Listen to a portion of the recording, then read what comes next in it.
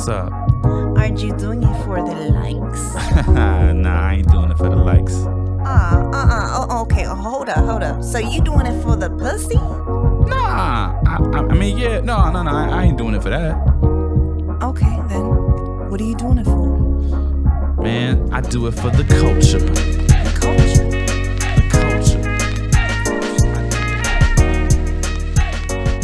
Yeah, man, check this out. Niggas was gone. Niggas was on break. But what happened, Tony? We back, baby. What's up, man? It's a new year, new season of For the Culture Live podcast, man. It's your host, Nick Alexander. Here to my left is my co-host, Sterlin, a.k.a. Comedy Bones. That's right. Man, we here, man. We back in L.A. We've been gone for at least about 6 weeks. Me and Tony, we've been doing different things. Tony has some business to handle in the Miami area. So I figured it would just be cool to just wait, sit back, get our shit together, and then come back when we all in the same spot. We got Paul in the house. Paul, you gonna talk some shit with us today? What up? I should probably plug up a microphone. Plug up a fucking microphone, man. Fuck it. Yeah, Paul gonna set up too and shoot the shit.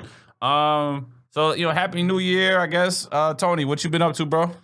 Yeah, I was in Miami. I had like some family stuff I had to take care of. Yeah.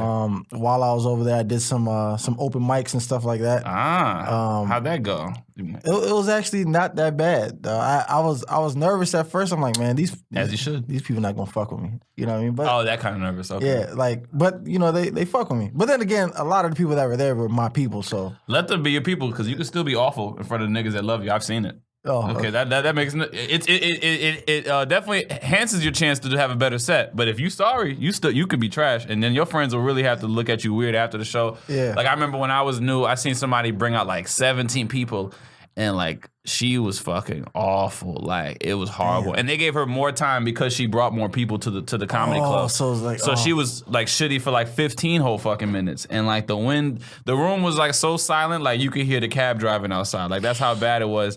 And they had to get pretty much a comic who could do mop-up duty and clean up everything. And basically he was just, he was a veteran, so he was able to came on and win the crowd over. And like you just kind of see how her friends were like after the show with her. And I hear like a couple of them say, yeah, you were great. And some of them were kind of like not really trying to say shit. Yeah. So it could definitely be happening. So, if you were able to, like, they were able to enjoy you, even at the stage where you at, where you hadn't been on stage in a minute, but, you still had shit to say that worked, take that for what it is, because you still got to be funny at the end of the day. Your grace period of being awful is like, you know what I'm saying, it's not that long. Yeah, because I tell my brother all the time. I tell my brother and my cousin, Dave, I'm like, if I'm not funny, do not laugh, bro. I don't want to hear the fake laugh. You want the Yeah, don't do it. Just after the show, be like, nigga, that shit was terrible, bro. Nah, they don't have to tell you that was terrible after. I tell them to tell me that. Nah, you tell somebody to wait. You have a talk like after you get to sit on it. Like, but Nick, it's me. I could take it. Just because you can take it doesn't mean you have to have it. So I just tell them, like, look, man, if it was bad, just tell me it was bad, and that'll make me go home and work on some shit. You know what I mean? Yeah. But don't gas me and tell me it was good, and then I think my material good, and I go try to take that shit somewhere else, and it's just straight trash. That's the problem with sometimes with comedy. Paul, did you have your family see you when you was like really young in the game, or like friends see you? Nah, I kept it like at least 2 years in before. Okay. So I still had some jokes. My mom and my grandmother were at my first real show, my first bringer. Yeah, they came. I did all right. Like, you know how we are. As you grow, you realize, okay, I was a shitty comic back then. But like for what I was doing at the stage I was at, I had a good set. I was probably fairly decent among most of the comics that worked at Gotham that night.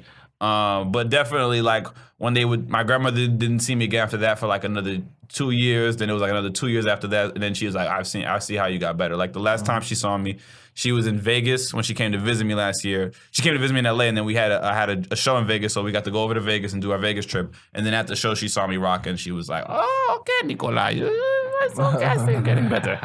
But yeah, that's what happened. So just like chill, and then when you come back next year, you're just gonna be even stronger. Yeah, maybe you might be able to host a show, like do your own, like you always want to space it out. You know what I'm saying? But that's good. So how many shows you did? 3. Okay. Where'd you perform at? There was there's a place in Hollandale, right? Mm-hmm. Like a small hole in the wall place that they have like open mics there. What's it called? I can't. It was like I can't remember the name. It's like All in One or One and All or something like that. My sister took me to a spot in like Las Olas, and where they had a little open mic show thingy, and I did it there. Yeah, I know what you're talking about. It starts with a K. I can't remember. Yeah, and then you get on there and the lights is like dim, but then there's like a big stage you stand. Okay, I did that. I did that spot one time when I visited. I did the place in Hollywood. I did a small spot in Hollywood. That's where like all my people came. Like all of my niggas from South Broward, Chaminade, Hollywood Hills. All of them came out. And then I did another one in Miami somewhere. Okay. I was trying to get the improv like you told me, but the lady when she finally got back to me, I was already already bought my ticket to leave, and she wanted me to do the beginning of March. Okay. I'm gonna be here. So I told her if you can get me in the April one, then that'll be perfect. I'll come back. So just keep in touch with the booker. Never take it personal with the booker in the email. Follow up, be persistent. That's like as far as I can tell you. Just never take it personal. Be persistent. Always be respectful on your end, so that when you're reading an email like over and over, to make sure there's no way this person could take this the wrong way, take my words out of context, because it can get very weird in the emails. Yeah, right. And then she fuck around and just not fuck with you ever again. Exactly. But okay, good. So that's good. Yeah, you definitely stay on the improvs. I mean, if you get, I think Miami was back up and running now, so that now Florida has a good system of the clubs again in South Florida. That's what's up. Okay. Yeah, man. Me and Paul, we just been out here fucking these hoes, man. Just slaying dick out here, man. Just been waiting, man. You know what I'm saying? We had hoes up in here. Dropping dick off. No, I haven't been slaying my dick in any hoes. I've been a faithful man.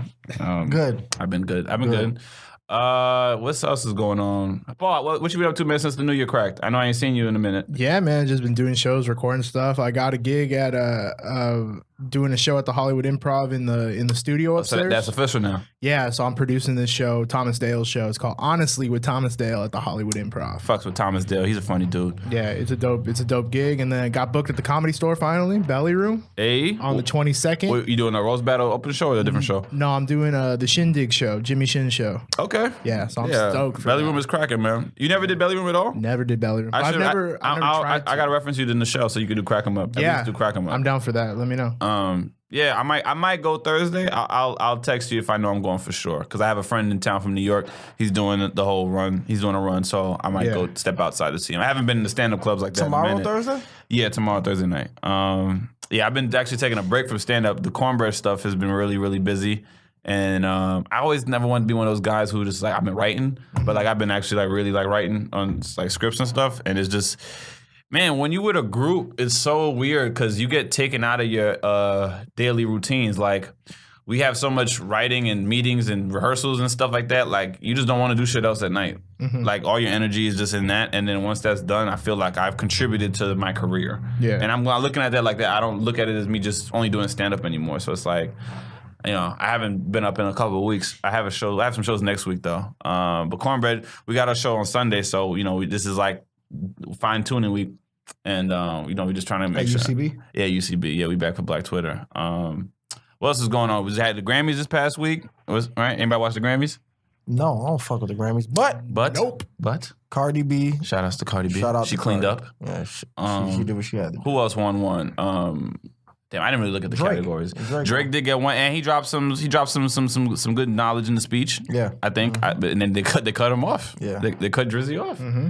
I read a really actually really dope story about Drake. It's not really about Drake, but it has something to do with like committing to your ideas and I want to read it. He used to be in a wheelchair, and now he's at the Grammys. Is that what you read? No. It's actually pretty dope. But this is pre-Drake before he blew off. So So Rory from the Joe Budden podcast talks about how in like 2009 he was a freshman at this college in Jersey called St. Peter's, right? And they had small budgets. Usually most community colleges usually have like a small budget, so they won't have as much money as the top schools.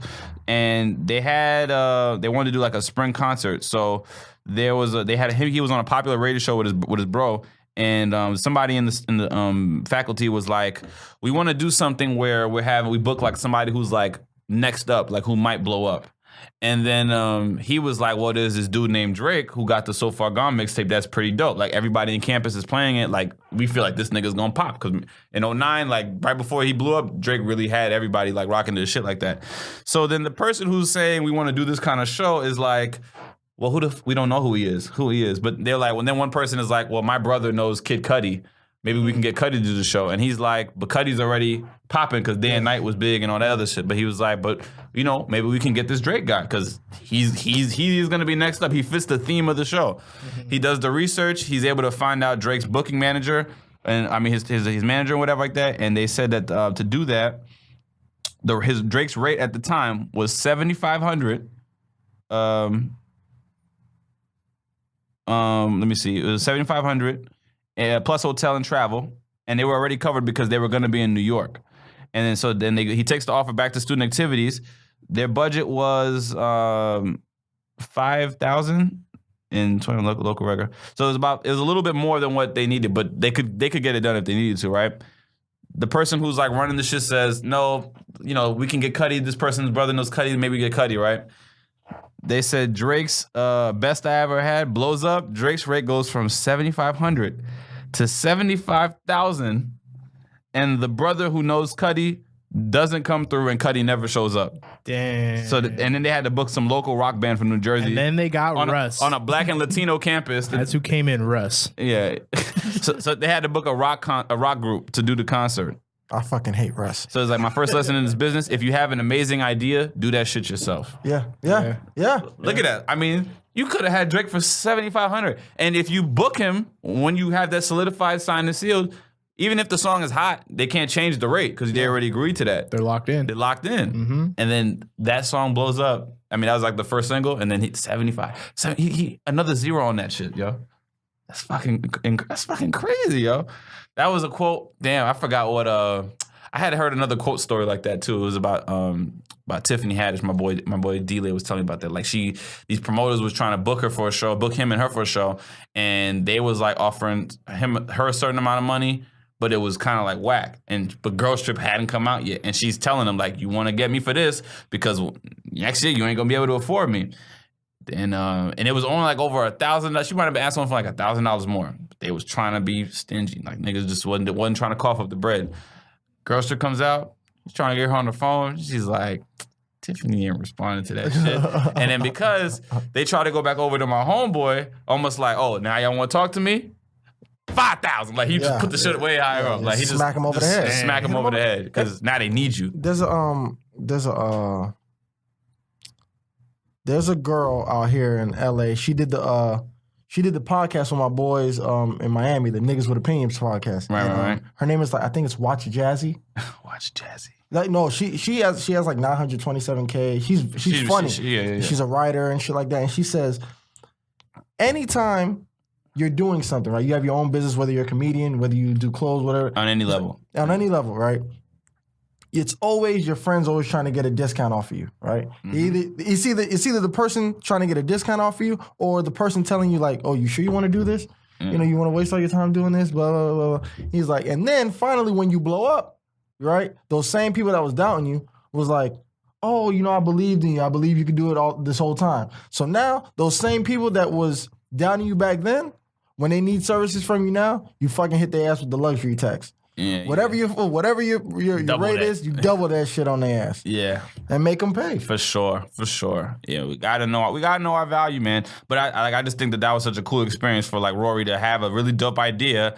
And he's fucking executing like, you want to know who blows up? Yeah, you might not know about him because he hasn't blown up yet. He's next. Mm-hmm. So this is your chance to see somebody who's on the cusp, and you just didn't want to do that because you felt like you had a connection. And that was the one thing he shitted on too. Whenever somebody comes with my brother knows such and such, that shit never works. Yeah. My brother, my cousin, so that little third party friendship, that shit is never like in play. Mm-hmm. But Drake, that go back to say Drake, he had a good speech at the Grammys. I heard J-Lo really fucked up the Motown tribute. I don't even know why she sang Motown. Like, J-Lo's a great performer, but Motown is about singing. It's about lyrics. It's about harmony. And J-Lo comes from theatrics, pyrotechnic, all that shit. It's a different. She's just not. She's more poppy. She's more popular and polished and glossy. It's not. That's a different lane. I don't think she should have did that. Did you watch it?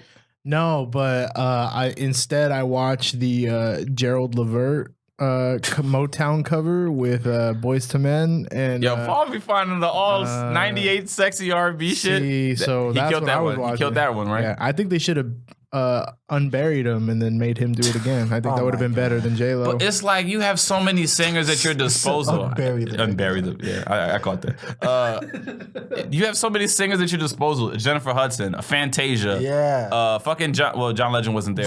Didn't Jennifer Hudson do a Motown movie? Well, it was similar. It was like a fake Motown version. Like Dreamgirls. But it's like the fake Motown. Everything. Eddie Murphy. Yeah. Eddie Murphy. Jimmy got soul. Jimmy got soul. Should have had Eddie Murphy do it. Nah, you ain't been on Eddie doing fucking tribute. No. You know what? The best one? Which one? Well, one of them's dead. Bernie Mac and Samuel L. Jackson. Soul Man? Soul Man. That was his last movie. Yeah. I still listen to that I'm Your Puppet with John Legend, the track. You ever hear that one on Spotify? I didn't see the movie. Is it funny? No, it was cool. I fucks with it. Because I like Bernie Mac so much. It had its moments. Yeah. It had its moments. But that song, though, on Spotify? All right. I'll check it out. Pause the Soul is a little low-key. Somebody was asking me, they're like, yo, who was the best fake singer? Like, no, the best fake, like, group, like in a show or something like that. All right, that's fake group. Somebody told me Steve Hightower and the High Tops. Nah. From the Steve Harvey Them show? niggas had it, though. When the funk hits the fan, all the people want to dance. Come on, get with me. Get with me. Yeah. You know who's good, too? When John Witherspoon and the Pop and the Temptones. Oh, yeah, Make your love and go bang, bang, bang. The Temptones. That was funny. Oh, that shit is funny. With those big ass, white ass shoes. That's so funny. Yeah, I know his son. His son is cool. His son is cool people. John Witherspoon? Yeah, his son's called J.D. Witherspoon. Speaking of sons. What's up? Reek told me that y'all played ball with Bobby Brown's son. And he said that nigga was buffed up. Well, I wasn't there for that game, so maybe Landon came through last week. He said y'all played ball with him, and then the nigga was telling him some stories about how like he used to fight for money for a nigga named Mr. Shinto. This definitely happened last week. When did you Reek speak? It was when I was texting you about it last week. So then that happened. I missed last Wednesday. He's like, he's like, you was telling about some nigga named Mr. Shinto, and I was like, bro, when you said that, the first person that came to mind was Shao Tsung from Mortal Kombat. Yeah, Shang Tsung from Mortal Kombat. By the soul. Yeah, that nigga. I sent them the picture. I was like, yo, when you said it, this is the first nigga that came to mind. This nigga here. Oh shit. Maybe he might be tonight. He might be there tonight. That shit is funny. Shout outs to Landon Brown. Okay, so music. Well, shit. We might as well just talk sports, baby. Trading deadline. All-Star Weekend is about to be here. They finna get rid of Luke Walton, boy. You don't think he lasts? Oh, my God. They just lost to the Hawks. They have LeBron. I think the groin is still fucking with him, though, because Trey Young was blowing past him. He wasn't even guarding. I watched the highlights. Trey was fucking like... He was fucking him He was up. going by him. It was... Why was he guarding Trey? You know, he can't guard point guards no more. Remember he used to be able to do that? Yeah. That used to be... I used to always like... This is one of my nitpicky shit with LeBron. Is LeBron only really ever shut down when he had to guard those point guards? Mm-hmm. That's when like a D-Rose, Tony Parker, Rondo. He would never guard nobody his size and be effective against them. He's always the little guy. But Trae Young last night burned him. Trae was just the little hesitation and the shooting him and his pulling up in his face. He was getting to the rack and doing a little offhand, off foot move. Because we were talking about it before you show up. I said, just off of the law of average, I still got the Lakers making the playoffs because I'm sorry, LeBron is still a superstar. He's a 25-7 guy still most nights. I bank on that more than I would the Clippers, who kind of just gave away some of their best offensive talent, even though they're a balanced team still. And I think the Kings are young, and I don't know if they'll get it right this year. I think Kings are another year away, but they're not letting up. And Clippers will still win good games if they out-execute another team. But Lakers, their margin for error is getting tight. Like, you really can't be losing any more like games to teams that you're supposed to beat. Like, Isn't the last game of the season this year Lakers-Clippers? Yeah, so I don't know. I think the Lakers have won the game so far this year, though, right? But it might come down to that, though. But if it does come down to head-to-head matchups, Lakers definitely have to win those. I think they've already won 2, so they probably just have to win 1 more. Maybe. I don't know. Do you remember when they faced each other this year? I'm gonna look it up right now. But I'm not gonna say it's over. Like it's 25 games left. I think they'll get a nice little break All-Star Weekend to recuperate. And I can't. LeBron's just done too much, man. You can't count this nigga out. But if they go 8 seed, this definitely first round against Golden State. Like, Oh, yeah. I don't know if they'll catch Utah. Like, they have to really be impeccable to get to the 7th seed. And if they get to the 7th seed, I would give them a chance against Denver because I just think Denver's young and they're not proven, even though they're really, really good. It's 1-1 this year. It's one Lakers, Clippers. So they would play another game. So they play one more. So that's the tiebreaker. So far it's 2-1. So let's say they're tied for the 8th seed. Yeah. It comes down to that game because the head-to-head, they're 1-1. So But that they could play be a 4 huge times game. though. Yeah, they play 4 times. Oh, do they? Yeah. Anybody especially in your division, you'll play the division guy 4 times. You sure? Because this one, Yeah, you'll play your division 4 times in the year. I'll find it. Guaranteed. Yeah. The conference, it might be 3, but division is always 4. Yeah. All right.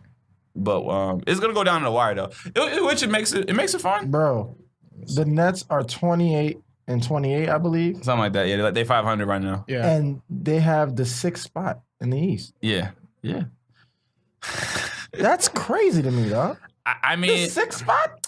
look. The Lakers have lost one more game than them. Right. And they're in the 10th spot. Look.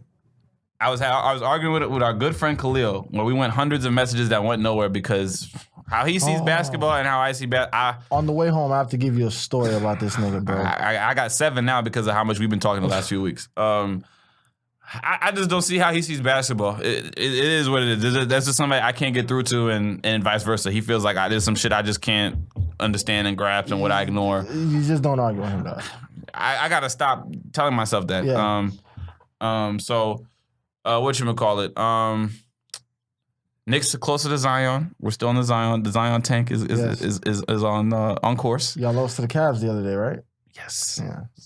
Cavs held up. Every time the Knicks lose a game, my homeboy sends me a meme of Zion, Kyrie Irving, and Durant wearing a fucking Knicks jersey. Yeah. I'm like, I don't want to post that yet because if I have to see this picture one more time, I'm gonna block you. Because there's a chance they play 4 times, right? Yeah, they got 2 more. They got 2 more. They got 2 more on the schedule. April. Those are important games. Yes. Here's my thing, man.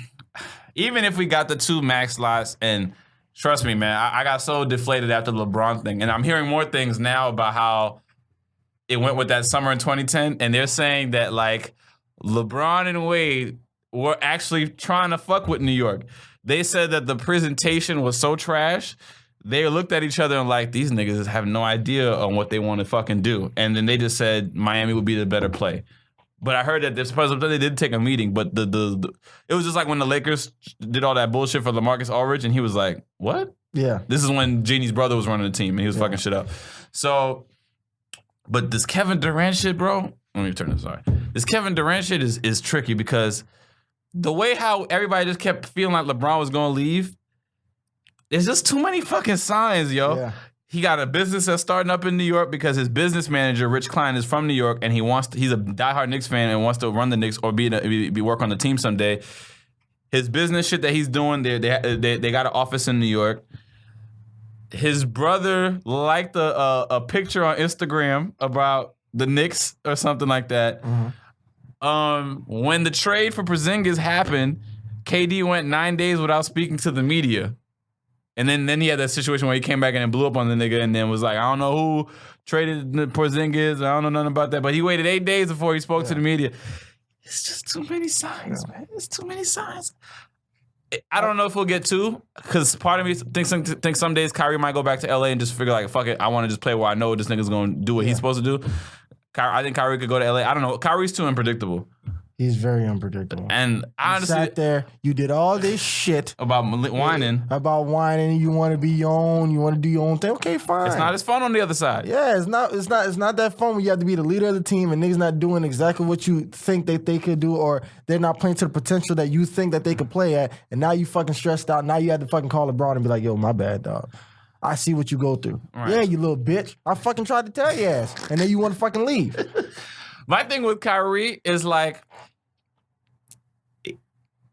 I can't even feel like it's about opportunity for him to run his own team. I think he wants to play the role that LeBron plays because he almost wants to be the guy who dominates the offense on ball and then wants to work to create other points. Because this year he's like having a higher like assist year than he's ever had. Like you see him like getting on a lot of 20 stuff in 10 games. So he's showing that he can be the scorer and the playmaker and do everything at all. Like And I guess maybe he wants to do that for like 2 years before he was like, fuck it, I need help.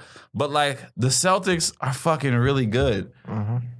But that offense, when he's running the team, it's not fun for them. Like they don't want to see him dominate the ball. And Brad Stevens he likes to move the ball. And when he's not playing, they play really fucking good outside of that Clippers meltdown. Like I don't know why they lost that game, but it's so weird. Like I don't know if he's gonna stay, yo.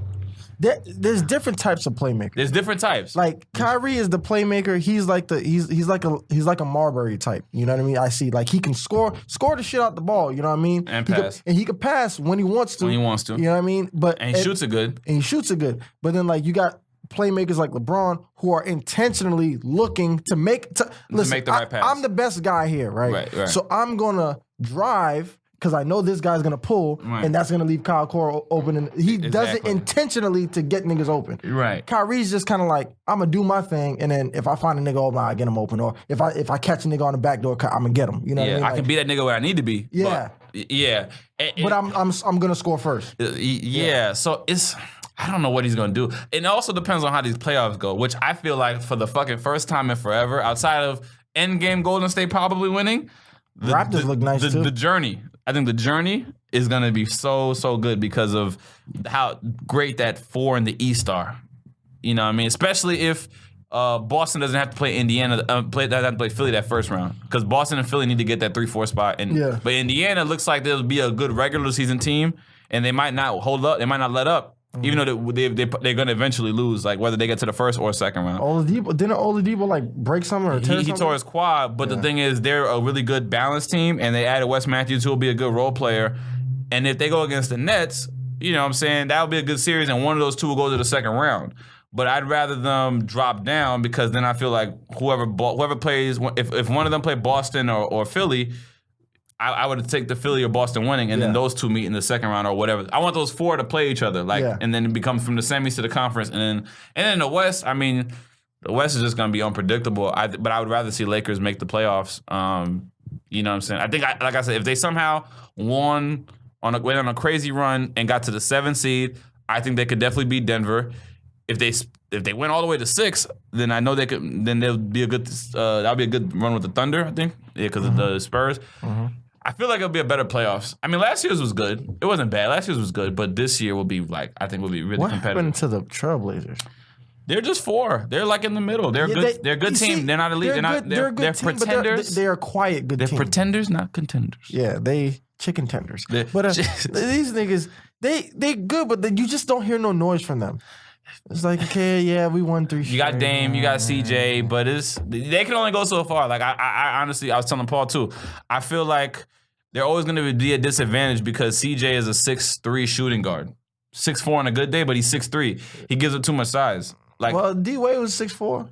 D-Wade was 6'4" with long arms and was about 220 pounds. And he could jump. He was 220, and he's an elite athlete. So CJ's not an elite athlete. Yeah. CJ gets by on skill and wit and craftiness. And it's tough, man, because he gives them too much size. Anybody can score on him. Yeah. And then they don't have that third. Nurkic is good, but they don't have that third guy or that one guy to carry the bench. I feel like that's Melo's last best fit, but I don't know. They got Enes Kanter, and I think like Kanter.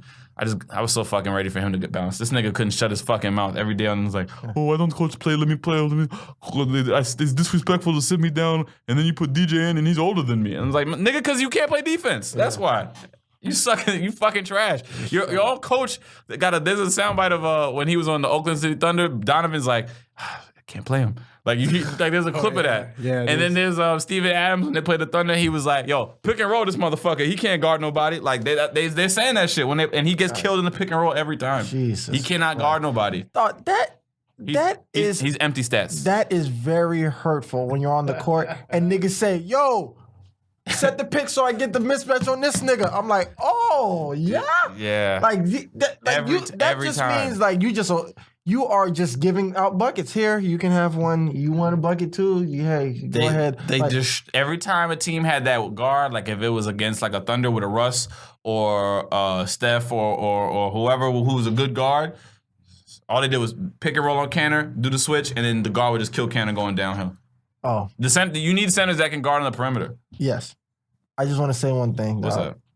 Fuck Dell Demps, dog. Fuck that nigga, dog. Fuck him. Now here's Who the where fuck this nigga think he is? a nigga that's not gonna help y'all. No, and you notice how he didn't get shit after that, right? He don't want shit. He don't want to trade him now. You want to hold out. No, He wants Tatum. He wants Zion. Yeah, but dog, that is the dumbest shit. It's not dumb. No, I'm saying, did you see the other trade that he wanted though? Like from Boston? Yeah, He wanted to get like Tatum and like one other player, and then he was gonna get. it's for AD. But I really don't think Tatum would have made as much of an impact as Kuzma, Ingram, Lonzo, and They offered Tatum. It'd be usually the scenarios where they said that would go for the AD thing. It was usually Tatum, Marcus Smart since he's under contract. Marcus Smart is a great role player. Like you need him as a role player. He ain't re-signing though. You say they re-signed him. Oh, he's under contract because the thing is with Terry Rozier, he has to agree to a sign and trade because he's going to be a free agent. But they had Tatum. I think Jaylen Brown, Marcus Smart. That's usually the package, and then like they just have Jaylen Brown was not in that package. Well, there's a package where the Celtics are saying if they didn't want to give up Tatum, it'd be Brown and then all these really good picks that they have. But then if you take out Brown and substitute that for Tatum, you don't have to give up as many picks. But it'd be usually Tatum and Smart. I'm not mad at the Lakers offer, but I do agree with saying that Boston can always offer you these really dope-ass picks and these good players. So you have your present and your future more solidified than Lakers, who will probably give you these good players who can still be really good. Like I think Ingram has a chance to be good. I feel the only reason why Ingram is struggling is because his coming into the draft, his skill set was a 6'9" playmaking, like point forward to a sense. So he's the most effective at coming into the league with the ball in his hands. And as he gets stronger, as he gets more aware, all those things pick up. He'll be better year by year, but he's not off the ball player, and he has to play off the ball because LeBron dominates the ball. Yep. Lonzo keeps the ball moving, but he's still a point guard, and then Rondo is a point guard who dribbles the ball a lot. Yeah. So he's not used in the best way possible for what he does. So he is adjustment, but he's still averaging like 18 a game. Like niggas is getting mad because he's not dropping 25. Like what the fuck you want him to do? They got like I want you to shoot your fucking free throws better. That's what I want you to do. Yeah, okay. Free throws you can control. That's what I want you to do. I can't defend that. And I told you this at the beginning of the season. Free throws. And you're like, oh, he'll get better. I mean, I can't be optimistic. The name is free throws. It's for free. Lakers miss a lot of free throws as a team. We're going to see how many free throws I missed tonight. I've been getting to the line, bro. I'd be so winded. I always be like 2 or 4, 3 or 5. I've always like. You still shoot better than B.I. Yeah. All right, come on, B.I. I'm trying. And Tony calls me a Laker hater, and I'm trying to take up for you niggas. And that's why he's coming to the Clippers. He's going to the Clippers. For SGA. SGA, who else? And a second-round pick. What's That's our package. What's the Clippers package? That's our package. The stimulus package. And Jerome Robinson. And whoever they want from the Ontario. What's their? Y'all got a team in Ontario, right? Yeah. That's funny. No, that's your guys'. Why can't I remember it? I don't know. That's your team. That's my team. That's my G League team. We're the Westchester Knicks over here. Shit, what are we? Hey, you know that you the LA Defenders? No, we're just the Agua Caliente Clippers. Agua Caliente. Yeah, in Ontario, California, IE represent. Okay, Inland Empire. Anything you want to talk about? Anything else? Or any other basketball shit? All-Star Weekend. I know we gonna get together and probably watch that, figure that out. Basketball shit? Nah, not for now. No. No. All right. Take for Zion. That's my next theory. Hopefully we get Zion. Do you trade Zion if you get the number 1 pick? For who? That's what I'm saying. Who would you trade him for? Realistically, not like straight up for Steph. Nick the fan. Nick. Yeah. I don't want to trade Zion. I'm fine with building with Zion. Fuck out of here. Nick the fan would rather just draft Zion and see who comes in free agency. I feel like at least one of those the tier 1 superstars would like the idea of playing with a guy like Zion. If we get the number 1 pick, because it's still not a guarantee. And the way they change the odds now is different. If we were to get the number 1 pick, I would be for keeping Zion. Mm-hmm. Yeah, Nick the GM. If Pelicans are willing to say they want to take our pick, one of the picks that we got from the Dallas deal, maybe another pick, Dennis Smith Jr. and Kevin Knox, and maybe like a Dotson or whatever like that for AD. As long as I wouldn't give up Mitchell Robertson. If I keep Mitchell Robertson and Frank, I'll give up those guys for AD. So I'll give up Zion, I'll give up Dennis, I'll give up Knox, and I'll give up like 2 more picks after that. Yeah, for AD. I'm not watching. Is Frank playing or no? He got a groin injury right now. Why would you do that when AD is going to be a free agent anyway? No, he's a free agent next year. So 2020 is when he's unrestricted. That was the issue with them coming out with Rich Paul making them nigga ask for the trade request because he's still got a year and a half left. Oh, he's stupid. So if they didn't make the trade, then he's stuck. And now these niggas, the Pelicans, they're dysfunctional. They don't even want to play him now. And now, which is why I also see why. Okay, fine. If you're about getting rid of this nigga because damn he fucked this whole franchise up, then LA is the best deal at the time. But if you're saying I want to get the best deal possible, then it makes sense to wait till the summer. But it's only because he's a free agent next year, not this year. Okay, so I understand that now. Yeah, and the thing with the Lakers is like, well, shit. Do we have another year to waste to LeBron? Like we gotta get this nigga help. I don't know. I feel like they could wait for AD. I feel like they could also trade for like Bradley Beal. I think Beal, they wouldn't have to give up a lot to get Beal. To give up something, but I don't think it kills them. Would they be able to sign AD next year though if they traded for Beal or somebody like an All-Star? They wouldn't have the space to make it work, right? Yeah, they could still make it work. They have to like move some shit around. They got 2 max spots this year. So if you trade for somebody, then you would still have to figure out how to make the money, save up the money, clear out the money for next year. Yeah, and Beal's contract wasn't the max. It wasn't a max. It wasn't the new max. It wasn't a new max. It was an old max. Yeah. So I think Beal is a perfect fit with LeBron. He's bigger than. I mean, he's the guard who can shoot. He can handle the ball. He can play on or off the ball. He complements what LeBron needs. I feel like he's a lesser Klay Thompson. Nah, he's better than Klay.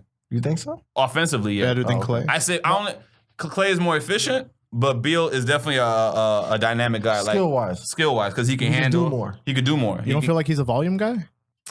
Well, if he's shooting about 44-45%, is that volume to you? That's pretty average amongst good shooting guards. That's pretty good, that's right? Pretty good. He shoots about 35-36 from the three. Klay shoots a three at a way better clip. So in volume, yeah, but Klay takes a high volume, and he's a better shooter than Beal. But Beal is a better scorer and playmaker, and I think you can do more if Beal is your guy than with Klay can. Because even if Klay went to a team to be the man, you still have to have a guy who gets him the ball. Because Klay is usually one shot, one dribble, two dribble, maybe you post up. I was watching him trying to dribble the ball more than once, and I was like, damn, this nigga. What happened to his handles? Like, yeah, it's not. He was losing the ball and shit. I'm like, what the hell's wrong with him? Yeah, I wouldn't trust. Like, he couldn't be the guy that like he can't do with James Harden, with Kyrie, with Bradley. Bradley can do those things, and Bradley's still 25, so that's a really young age. Because him and AD are the same age, so it's like it works in the future. I would trade for Bradley Beal if I'm the Lakers. That's the deal I would probably chase the most. Oh, because John Wall's. But done. guys age differently though. Guys age differently. I mean, look at Luke and Luke Walton and. Well, but that's also depends on the kind of athlete they are. But Bradley Beal is 6'5" who can dunk. Said Luke Walton. Yeah, a slightly better Luke Walton.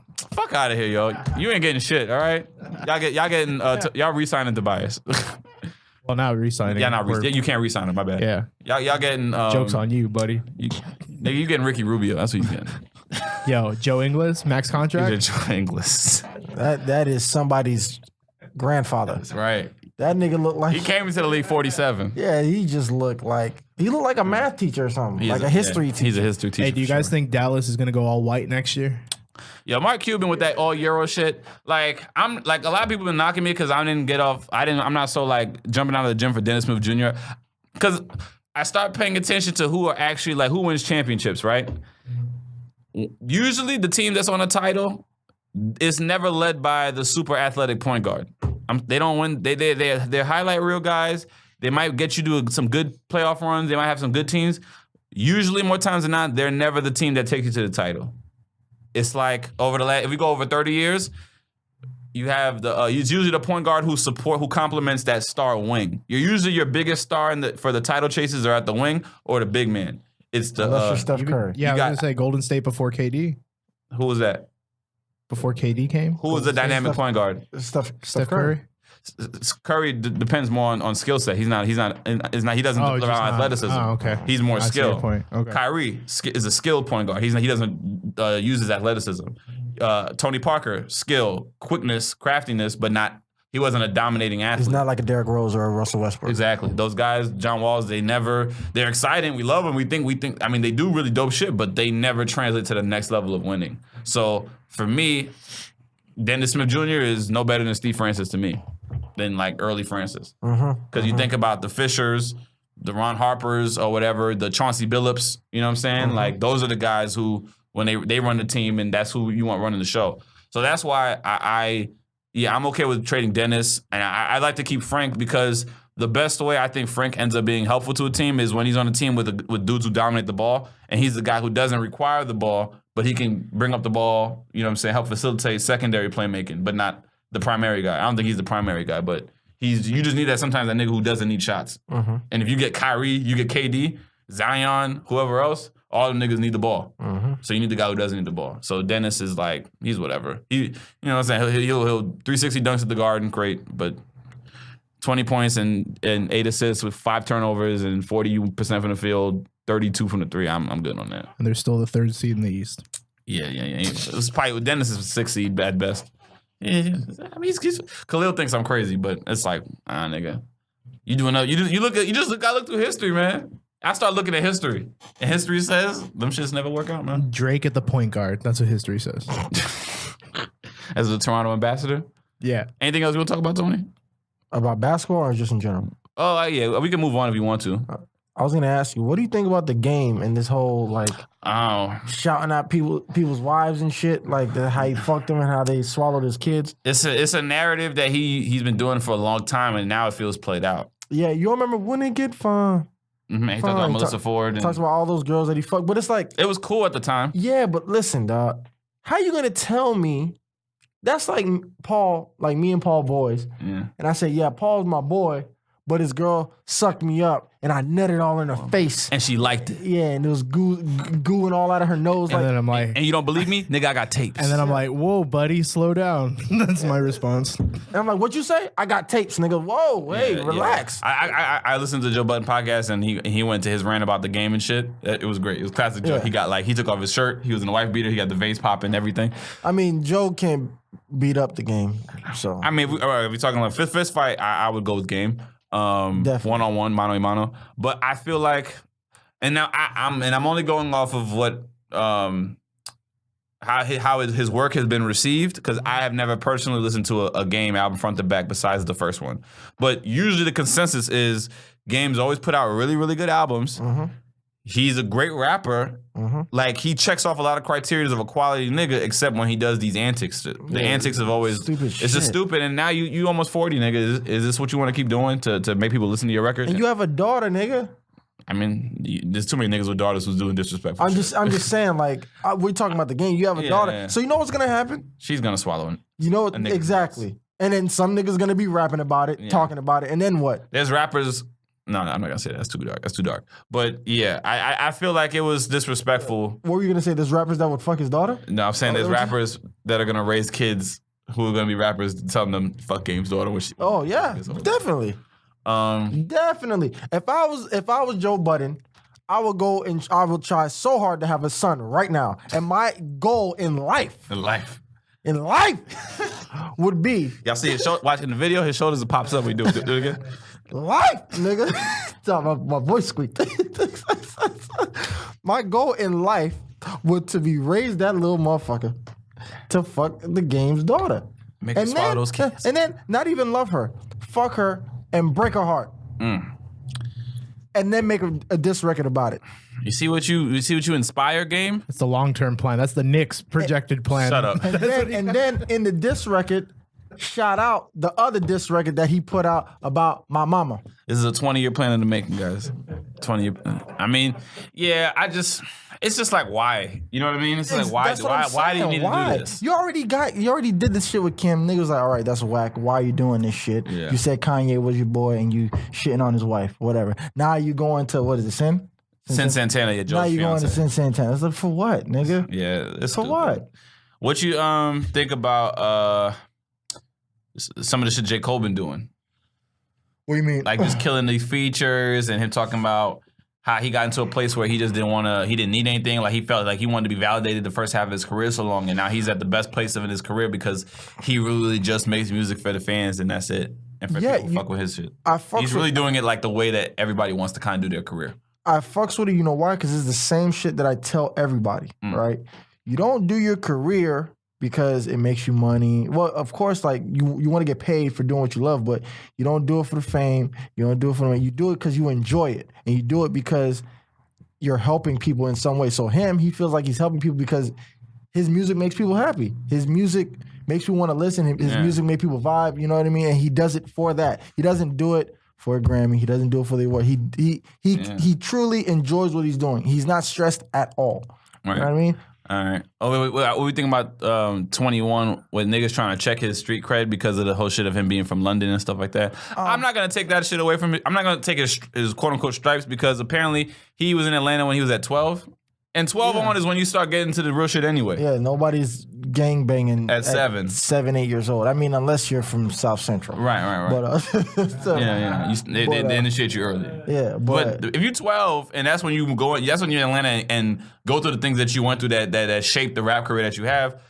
How the fuck do you not? Does that not become validated because he's? I think niggas just making jokes. Really, they don't. I don't think. You don't think people? Really I don't think they really believe that 21 is just not with it like that. It's a fraud, or he made up all this shit. I really don't believe that. Okay, all right. But if they do, then they're fucking idiots because you had this young boy move out from wherever he came from. I don't know if he's from Dominican or from British because they say he's from, I don't know. He's from 2 different places, but whatever.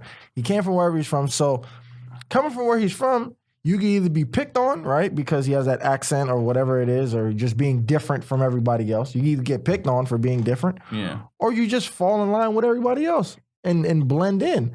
And he's from the hood in Atlanta. So I really feel like he blended in with them because everybody, like people from Atlanta, respect the shit out of him. Yeah. So if they giving him the stamp, then everybody you should follow. Nobody else should fucking be talking. You're not even from Atlanta. What are you talking for? Yeah, you know what I'm saying. So I was making sure we was on the same page about that. Like, cause I think cause it's like I consider myself a New York dude. You know what I'm saying? But the facts are also I did move to Florida when I was about 12, and I came of age in South Florida. So I do have ties to South Florida. But I'm always going to be a New York dude because even when I try to go to New York as much as possible in the summer and visit, like I connect with New York, but Florida was an important chapter in my life because the middle school, high school years are what shapes you. Yeah. You know what I'm saying? All right, so okay, we're on the same page. Anything else to say before we catch up? And you got anything you want to talk about, Paul? Anything on your mind? You want to unpack? Did you say you want to unpack? I want to unpack. Oh, I could tell you guys a funny story real fast before we leave. All right. Enlighten me. I got a chick slid into the DMs, right? About like this chick that I met on tour like last year or something. Older divorced lady. And she wanted a dick pic. That's what she wanted. I want this on your video that she wanted a dick pic. What? And so I obliged for her, right? I was like, all right, cool. And then she went, and then I asked, dick pic, yeah, send her. So she's out of state. Use your imagination. So then I asked her for something back. I said, hey, send me a little something. You know what she sent me? No. Her Venmo. Oh man, you got suckered. Oh, speaking of that, talk about some whole shit. 2 things that I do, used to do, right? When girls don't respond, I DM them once, they don't respond. I see they posting shit. You know what I do to get them to respond? There's 2 things I do to get them to respond. What's your Cash App? Just ask them what their Cash App is. All right. And then they always respond, oh, my Cash App. I was like, bitch, I just DM'd you 30 times in a row and you didn't fucking answer. But as soon as I asked you what your Cash App is, oh yeah, it's now we can talk. Big Booty Jenny at something. I'm like, all right, okay. I'm gonna send you $1 and tell you to fuck off in the message. That's the move, right? Send $1. That's what I did. I sent $1 and told her, you fucking bitch. Fuck you. And then another thing that you do, right? Niggas done caught on to this because I saw a fucking meme about it. But what I used to do is if I leave a comment on a girl's pic and she don't like it or say anything back, I'll wait a couple pics. I'm like, man, that bathing suit ugly as fuck. Watch your comment quick as fuck. 1,000 comments. I don't even know how you saw mine. 1,000 comments. They're gonna respond. They're gonna respond. Wow. Got it. Yeah. There was one. This is trial and tested. Yeah. By Tony methods. There was one that I seen. This nigga must have saw my DVDs or something. The girl had posted a pic, and she was like, "How do I look?" And nigga was like, "Damn, you fine." And then he said, "Nigga, that's a man." And then she commented back to him. Like, "Oh, but was I a man when you were sliding in my DMs?" He's like, "Oh, thank God." He's like, "I was trying to find a way for you to respond." he threw the bait out and she fucking bit on it. Yeah. Yeah. Some guys are getting smart. Some guys are getting smart, but hoes ain't loyal. Niggas ain't shit. It's the same cycle running around. Anybody got things we want to plug? Before we get off, Yes. just want to say, man, to everybody, what's up? Right? Do what you love, right? Don't let the money, right, be your motivation to go get it. Be like, am I gonna enjoy doing this for the rest of my life?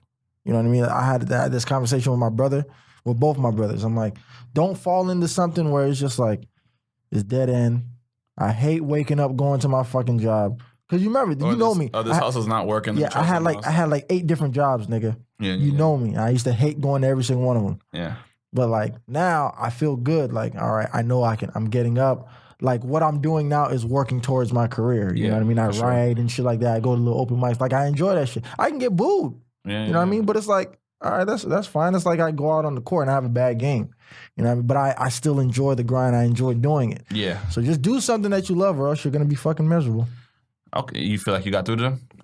Oh yeah. All right. That's what's up. As long as they receive the message. Yeah, but that's the message that I push all the time because I know people that work full-time jobs or they've been working full-time jobs and they fucking hate their life. They make okay money, but they hate their life. Yeah. And they work Monday through Friday, sometimes Monday through Saturday.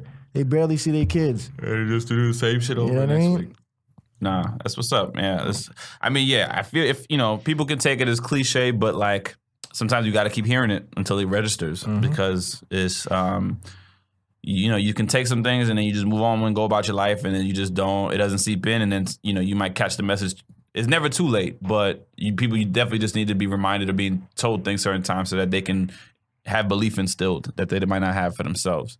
So take that positivity with us, man. We'll be back. You got one more thing? One more thing. One more thing. What's up? Y'all know I'm a big Floyd Mayweather fan.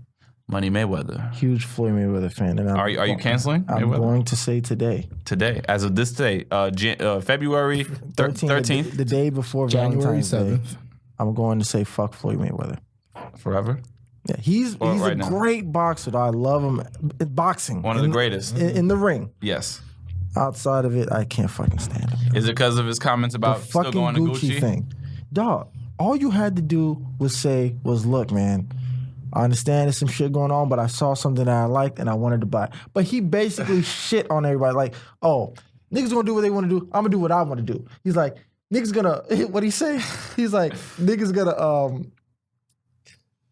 what was the fucking shit that he said? But he's like, you see right now, we just went shopping. We spent like $40,000 in the Gucci store. And like, so he's basically shitting on you, right? For the moment, to have the moment. Yeah. And he's like, what was the shit that he said? He's a troll. I mean, yeah, he's a troll.